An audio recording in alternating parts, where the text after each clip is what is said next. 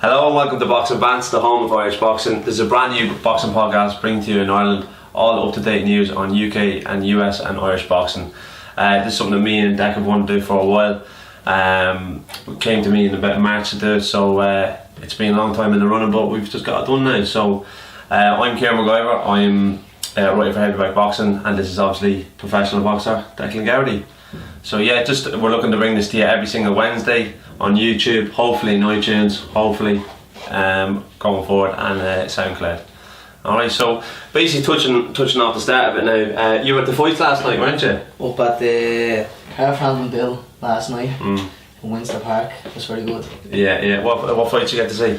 See most of them, in fairness. It was a great show, without a doubt. It was just pissing rain, wasn't it? So yeah. That was the downfall of it, but it was a good turnout, a great turnout in fairness, and then the show was nearly done. I think the name got sold out. I think it was like 25,000. Yeah. Carl came through great. Nice to get the stoppage. I'm looking for Paddy Barnes. Did get stopped as well. I'm kind of actually devastated by Paddy. Paddy on a 6 fight, gone for a world title, WBC green belt. And I would have loved to see him do it, but he got stopped late in the fourth round with a body punch. Fairness, Paddy is, I think anyone's ever watched Paddy over the years, he's gamey as fuck, he's always in there, and in fairness, he's stuck in there either way, you know what I mean? He was given as good as he got with the world champion, and it's just unfortunately got caught with one of them body punches, and then he just couldn't really get back up and missed out on the count. I think Paddy will have one more throw of the dice. I think Paddy's 41 maybe. Yeah, he's a late entrance into pro, yeah. So very late. I think he'll have one more roll of the dice. And I think I'd love to see him win a world title, you know, and I think he deserves to win a world title, especially for what he's had to achieve and what he's had to do for Irish boxing. So I'd like to see Paddy come back a little bit of time off, and then maybe 2 fights, and then go for another crack at the world title, like 6 fights and go for a world title. It's some going. I know then lower weights they do move faster, but still some going. I think the stats was like, I think he's only like the 4th or 5th person in his weight to ever do it, you know what I mean? Yeah. To go for a world title so soon. So I'd like to see Paddy come back. Who else was on the bill? We go back. There's a few undercards were on. Stephen Donnelly had his debut on it, looked great. Sean McComb had a debut, looked great. Both of them are fighting on Emma Khan's bill in, I think it's 3 weeks. September 8th. So they're back out straight away. MTK doing a great job to have them straight away out so fast, you know what I mean? It just goes to show how great the management team is. Who else was fighting on it? Lewis Crocker, another great fighter coming up, another great prospect. You had obviously had Tyson Fury fighting on it. Tyson Fury, everyone's giving out about Fury. He didn't knock him out. But Fury's not a massive puncher, but he just shows bundles of skill, and plus, I'm glad to see him get the rounds in. Ricky Hatton said that after the fight. He said he would have been devastated if he knocked him out early. Yeah, like, you're not going to get nothing out really, you know what I mean? It's well and good doing it. It's well and good doing it against a high level opponent where it's like for some sort of big title you get him out there, yeah, well and good, but it's a tune-up fight for the world fight really. I personally think he should get at least one. I'd like to see him 2. We're definitely not going to squeeze 2 in, because they're talking about the bill, I think it's November they're talking about. Yeah. November, December they're talking about having the world bill. So I'd like to see him get one more fight, and maybe get a knockout on that fight because he got the 10 rounds in, but I'd like to see him like maybe a knockout late 6-7 round, you know what I mean? Yeah. Him and Wilder, though, I think he's really ready for Wilder. Only he knows truly, you know what I mean? I think it's a big step up very early after 2 fights after such a 3 years layoff. Yeah, and his first fight was only in June, like. Yeah, you know what I mean? But I believe it's the reason why he's taking the fight, because I believe what he's doing in training more than anything else, you know what I mean? I think he believes himself in training. And listen, Fury gives anyone trouble. The way his movements, it's very unorthodox, you know what I mean? Very strange. I don't see heavyweights move the way he does, but I was talking to my father about him. My dad thought he boxed brilliant. I was saying people are giving out about him because it didn't stop him or whatever else. My dad goes, that's people who don't really know boxing in depth about boxing, so it was good to see him get them rounds in. Wilder Bill, it's a massive fight. I still believe I'd better see him and Joshua, but it will happen once he beats Wilder. If he beats Wilder, I think he should beat Wilder. Yeah. It's a strange one, isn't it? Because like, you both of them really, like, if the fight about 2 of them, if you ask them who do they want, it's Joshua, like, because that's the money. That's you know, you're guaranteed 20 million, like. Yeah. and it's like each of them have their own draw to get Joshua. Do you know what I mean? So like Wilder, it's the last piece of the puzzle. Yeah. And then Tyson Fury's kind of seen as the man. Do you know what I mean? The man who beat the man. Yeah. So it's kind of like the loser then. The fight with Joshua becomes irrelevant then. Yeah. Do you know what I mean? Without a shadow of a doubt. So you wonder why they're taking such a massive risk and just going, you know what, fuck him, we'll just fight each other, like, you know what I mean? But it's good to see it, you know what I mean? It's good for heavyweight boxing to see there's a good buzz about it.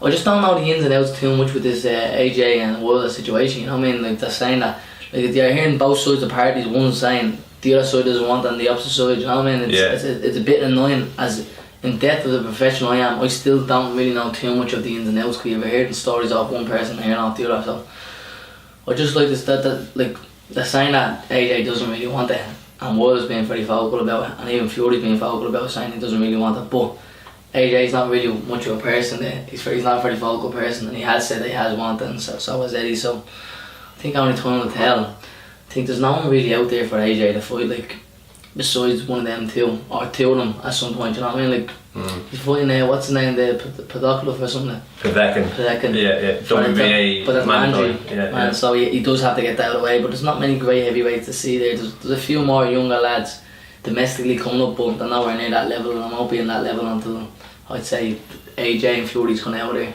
Yeah. It's my thing about it, because like Povetkin, like, apparently after he fights Povetkin, WBO mandatory is going to be called straight away, like, and that's the thing with balancing all the belts, like, but it's one thing. I think it's like, from listening to interviews with Eddie Hearn and stuff like that, it's like there's so many egos between Wilder's camp and Joshua's camp, do you know what I mean? Yeah. And Eddie Hearn's point was like, listen, he's getting offered 15 mil. He says they keep talking about what they're not getting, and he was like, yeah, but look at what you are getting. You got $1 million paid for your last fight. Yeah. He says this fight here is the biggest payday of your life, like. But I can understand it from his point of view, because he thinks he's the A side, Joshua thinks he's the A side. Now, no doubt. Joshua is the A side. Yeah, no doubt about that. Like, side, you know? There is no doubt. Like. But I still think out of all the belts, the WBC belt to me is the best belt in the world. Yeah. Even, and Joshua does not like, the WBC belt is the best belt. Yeah. Maybe from the way Mayweather was growing up and looking up to him and seeing him, that's one he went for every time with. But I think but I do believe AJ is the A side, you know what I mean? Oh, no doubt. I think it's more the belt doesn't really make you the champion, it's the champion kind of makes the belt, in terms of like WBC, if you laid it all out on the table, you'd want the green belt, like. But Josh was the main guy in that division, like, do you know what I mean? Fury he's grown as a person. People are really loving him because they see what he's had to do and how much he's had to change his life around, and people are really starting to love him, you know what I mean? Like, I've been away I'm seeing how many people hound him all the time, you know what I mean? And just as a person now, I think everyone loves him, you know what I mean? Yeah. I remember watching his homecoming in Manchester. Was that something else to show? Yeah. Even last night, he's based in England. Fighting Northern Ireland, and the Northern Irish people just loved him, absolutely loved him. So I think he's grown as a person. But without getting off the topic, then who else was on the bill? We're gonna talk about Carl Frampton. You know what I mean? Carl Frampton coming through.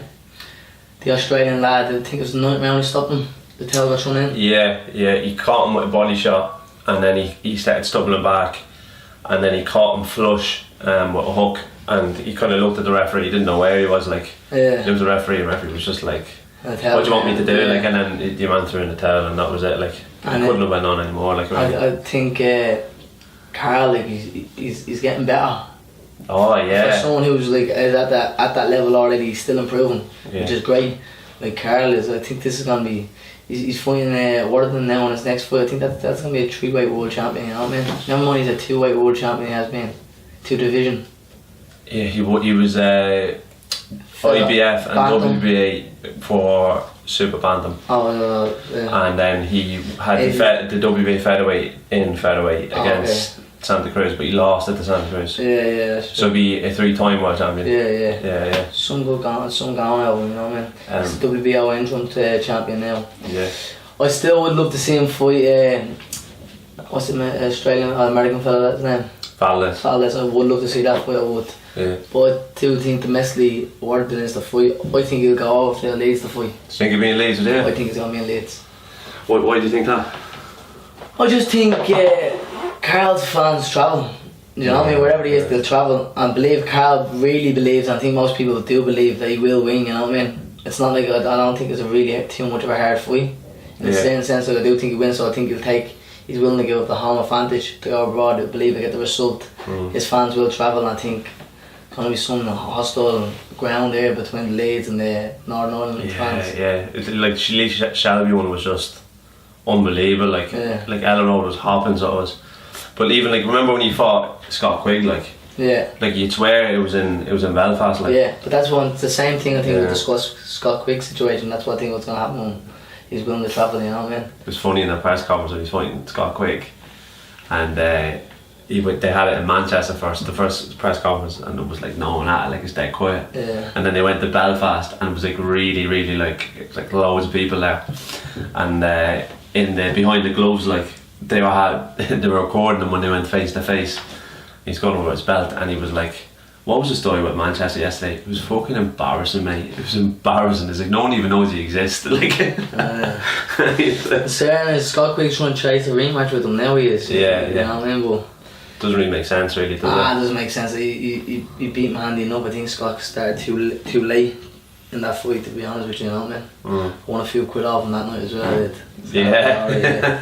But what else shows is coming up now? Coming up, so next week is Ray Beltran, the WBO lightweight champion. He's fighting Jose Pedraza, and apparently it's agreed whoever wins that fight is going to fight Lomachenko in unification for WBO and WBA. Mikey Garcia just won the IBF in a unification with his WBC belt against Robert Easter. Now, for anyone who doesn't know Ray Beltran, he fought Ricky Bourne, and in fairness, he was robbed against Ricky Bourne. He got a draw. He got robbed against him, but Ray Beltran struggles with southpaws. I've sparred him in the world card, and thing is a southpaw, isn't he? What's his name? He is, yeah. He's a southpaw, but I don't know how good he is, but I definitely think Lomo beats the two of them. Both of them on the same night, probably, you know what I mean? Yeah.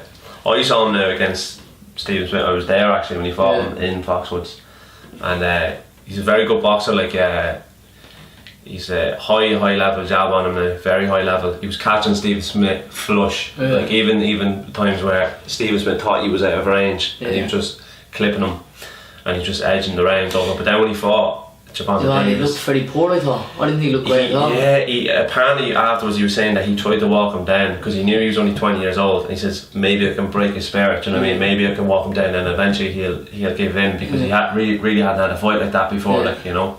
But in the 7th round, I think it was, he tried to outbox him and he won the round straight away. And then he went back and he did it again. He started walking him down. And then he got sparked down. Yeah. Emre Khan's fight is Emre Khan's bills in 3 weeks. Against Vargas, I think he comes out with that. He comes out with a win out of that. I think that looks like the Brook and Khan fight is a done deal. Yeah. From what you hear now, it's Brook. Now Brook was supposed to fight on the Dylan White Parker bill. Yeah. Against Cook, Canadian fella, and then he dropped out of an injury. So now there's talk of him not even having another fight. He's just gonna try into it. I think Brook's very confident in it. You know what I mean? He's very confident. He will do the job. You know what I mean? But I still believe Emre Khan has a lot to give to the sport. You know, I personally think he's underrated. Big time. Yeah. I think he's personally underrated for all the stuff he's had to do. I still think he's not low. Like, the only thing is you watch him, you never know if he's gonna spark there or he's gonna absolutely box the head off someone. You just don't know what's gonna come next one. And he is chimmy, but I do think he's very underrated. But Brook does hit. Brook has broken his 2 eye sockets in between his last 4 fights, and two of them fights have been broken. So how will he be? He's got 2 plates in apparently. And 2 different eye sockets as well. And then plus he thought about going back down to welterweight for that fight. Khan wants to go back down to welterweight for the fight, trying to drag Brook down, drain him to pieces, hoping that's what he's gonna get over. He said he'd give his leg. He says I'll cut off my leg if I have to fight him. I don't care. I wonder would he hate her really so much, you know what I mean? Like, that's the funny thing, you know what I mean? Yeah. There actually is bad blood, you know what I mean? Yeah. It's bad blood between the both. I think Khan has always kind of just underplayed him for many years, like you're saying. Like he was up Well, and fairness, fella. Brook never boxed anyone. Even when he won a world title, he didn't fight anyone really good, and then he did step up to play Sean against. Porter and Yeah, he did. Sean Porter's a great aspect. Probably and the two best. then Golovkin, you know what I mean? Yeah. So like besides that, he never really. There was no. It wasn't that he didn't fight anyone. There was none of them big names that people knew about. You know, he's fighting. Which what I think is good with Eddie Hearn. He's very good at managing his fighters. He's very good at getting people in the right direction, going the right way with easy enough fights. You know what I mean? He's a seriously soft spot for Brook because he was one of the first people in the stable. Yeah, him and Froch. Yeah. So. But yeah, like I think even when he won a world title and Khan wasn't holding a world title at the time, you can't drag him in because he's just not that. He's like most of the fighters that are in the light middleweight division. You got your Charlos and that, like lads that aren't big names but they're very dangerous. Like people like Charles, very dangerous. Like Brook is like that. Do you know what I mean? Yeah, he's very dangerous. No one wants to fight him, like, you know. Apparently, like he wanted to fight Jesse Vargas when he had the IBF belt. He wanted to get the WO belt, and Jesse Vargas was offered something like 80% of the split and everything. And Brook was like, "I'll get paid nothing for it. I'll just beat him just to get his belt." And then the Brexit happened. The pound plummeted, and then Bob Arum was no, I'm not taking the fight. Like. In fairness, Brook is gamey. Like he's still looking for that fight against Spence as well.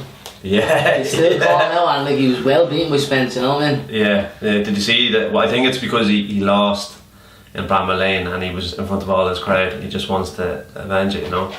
I don't think he'd ever avenge it. I've seen who's chasing Spence now. Terence Crawford and Terence Boston Spence. He's jumping some weights. Crawford is, you know what I mean? From light welter to welter, you know what I mean? Won belts and everything you won them. Yeah, you know what I mean. So. What do you think of Crawford? Would he be your number one pound He's for pound? definitely up there if I won the pound for pound. You can't knock him. He's in the top 5, you know, not top 3. Easy. I still think Lomo is the best. Yeah. My point of view. Lomo, Golovkin, maybe, and Crawford. So would Terence Crawford be like your number one pound for pound, or? Yeah, well, he'd be in definitely the top 5 to top 3. To me, Lomo's number 1. Golovkin could argue was number 2, and then Crawford number 3. Or you could easily switch them. I don't think Canelo's in my top 10, but would not be in top 5 after. I do believe for the drug testing, I do believe there was something going on behind the scenes, and I do believe a lot of other athletes have been doing it, but it'll only happen in time, and you'll only see in time. Would you think Lomo being your top 1 maybe? Yeah, like I wouldn't argue if someone had it as number 1. Yeah. The only reason. Then again, the Ukraine is absolutely brilliant as well. Yeah. They won the World Series boxing. Oh yeah, Usyk. Yeah, he's absolutely brilliant as well. People saying he's like Lomo and just a bigger version. A much bigger version, you know. yeah. He trains with him. I've seen Bellew saying he's take the fight off him. Yeah. I don't think Bellew take the fight off him. No. He said that because he was asked in an interview. He said, "Would you fight Usyk or Ward, or would you fight whatever Fury or something like that?" And he said, "Would you fight Usyk at heavyweight?" He says, "The only reason I fight Usyk is for legacy, like it's for all the belts." Like. Yeah. And Ward said he wouldn't fight Bellew just as for money. Like he says, "I'm only going to fight for legacy at this stage. If I'm coming out of retirement, I want to fight for all the belts." So he says he'd fight Usyk or the winner of Usyk and Bellew. Like. Yeah. So that's the thing. Like. I think what in fairness, there's not many people packed in where they had all the help there. You know what I mean? And being on top and leaving on the top. You know what I mean? There's not many people done that. So I wouldn't really like to see Ward coming back, but he'd be my pound for pound number 1 in recess. Like. Yeah, he was very good. But well, the thing was that I just don't think I wouldn't be surprised to see. I'd like to see Bellew and Fury. I do think Fury punches the head off him, but I'd still like to see the build up to it. Yeah. And they're going back and forth. Like Bellew was giving Fury a lot of stick last night in the fight. You know what I mean? Yeah. So I think Bellew said there last night. He says Fury will get knocked out in 3 rounds. But yeah, yeah. It's funny, but I don't know if it'd ever happen purely for the fact that Fury hates Eddie Hearn. Like Waldo, listen, I've seen people on the wrestling Waldo as well. I know he's the WWE champion. I see that fight with Ortiz. My God, he was rocked to the core. Yeah. That camera, I think it was like 6th or 7th round. He was rocked to the core by way Ortiz. Yeah. And he was tugged on the chin and just kept on coming and stopped the Ortiz. Do you not think though sometimes when he fights, he gives up way too much ground? Like someone's coming forward and he's just giving up the ground. There's no countering. There's no standing his ground, or he'll take 3 full back steps in a fight. Like he is so raw, it's unbelievable. For a world champion, but bangs like fuck. So that's all that matters, isn't it? Sometimes that's all you need at this game is a bang like fuck. So yeah. Anything else you want to talk about there before we wrap this up? Well, last one I was going to say, the night of Khan's fight is Danny Garcia and against Sean Porter for the WBC, the vacant WBC belt. So if people don't know, Keith Thurman had the WBC belt and WA belt. He got stripped. Did he give it up or get stripped? Yeah, so he they were stripping him. I think he fell into it. So he's a meritorious champion, so he's got a really bad injury, so they've stripped him of it. And what means is when he comes back from the injury, he gets to fight the winner straight away. Like, that's like value is for his WBC belt. He's emeritus. Yeah. But he beat Danny Garcia, took the belt off him, and then he's injured now. He's kept the WBA belt, but he's been stripped of it temporarily. So them two are going to have it out. He beat Porter as well, did he not? He did, yeah, before he won the WBC belt. He beat both of them. So whoever wins it really isn't. Like not saying that they're not the champions, you know what I mean, but if we're being honest, Danny Garcia is getting another shot at WBC because he's a Garcia, he's a Mexican, you know what I mean? WBC, like they just seem to gift rematches and shots to Mexican fighters, like, do you know what I mean? I'm looking forward to seeing that, which in fairness is going to be a great fight between the two of them, you know what I mean? Yeah, jeez, that Danny Garcia against Amir Khan fight, like, was a cracker, like. Like I said, Khan was smashing the head off him. Like Khan was, I mean, absolutely pinging him for until about, I think it was the 6th round he got stopped. I can't remember, but the round before that, it was like the last 30 seconds he hurt him. Yeah. And then came back out again the next round fresh, and all of a sudden he got clipped in the sparkling, you know. Yeah, I was watching it over, and it was Paul Manager was commentating on it, and he was like, Amir Khan needs to watch this here because when he's throwing, Danny Garcia is thrown, and he's hitting him on the arms, hitting him on the and he's getting very close, like, and he was getting worried because Freddie Roach wasn't saying anything to him in the corner, and then every time he was thrown, he was staying in his pocket too long, and then next thing, ping, caught him. You throw. Yeah. In fairness, it didn't even look like he meant that in the sense of it looked like he just the whole head torn. It didn't even look where he was throwing. He was just swinging. Yeah. And hoping and boom. Goes to show the kind of power he has as well, Garcia. Yeah. It does bang. To have that mentality though, just keep every time you're missing and just keep going, right, I'm just going to throw him, he throws, keep throwing, then ping them out. And then Khan at that time wasn't the type of fella where he'd get up and he kind of just breeze the rest of the round. He'd be like, right, I'm going straight back in now, like. Perfect. Well, we may wrap this up. Yeah. Alright. Don't forget to like, subscribe down below, hit the like button. Leave your comments what you'd like to see, what we're going to be talking about next time on the podcast. Yeah, and give us a follow and a like on Facebook, Instagram and on Twitter. Alright, see you next week. Thank you. Thank you.